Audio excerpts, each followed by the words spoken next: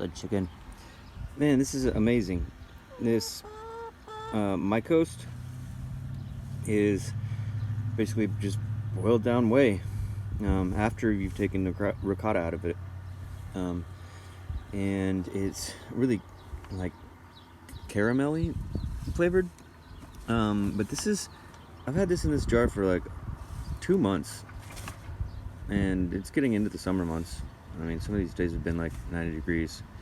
So I was surprised when I cracked this open. On top of this layer down there that I've been digging out, there was a pretty thick layer of mold growing on it, like white mold. And I don't know if you can see the little specks of mold down there. Those look different than what was on top of here.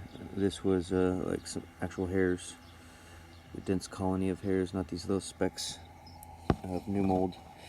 So it's really highly developed.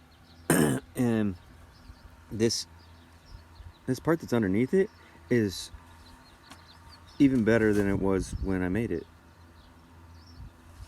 It's not grainy anymore. That's the first thing I noticed, which is the main thing that I don't like about the Mycost. I just use it for a stock, like to put in soups or dishes for flavoring and richness. But something has happened to it. It is broken down the graininess inside and is now really smooth and really creamy, and has a lot more complex flavor now after a month or two of aging. So this is aged Mycost. Super awesome, interesting. It makes me think about trying to help that mold along, and instead of just sticking it in a jar like this, next time I'll stick it into a cheese mold and then pop it out and let it breathe so that mold can grow all the way around it and work on changing its structure to this and beyond.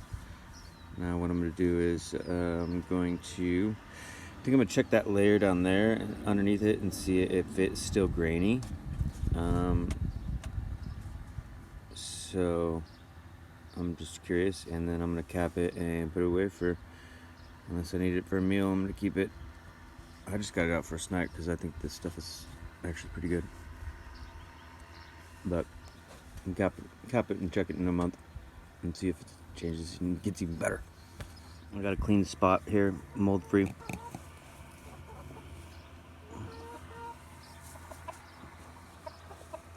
It looks creamy too. I still got the piece of creaminess in my mouth. It's like candy. It's like caramel. It tastes like a lot like caramel.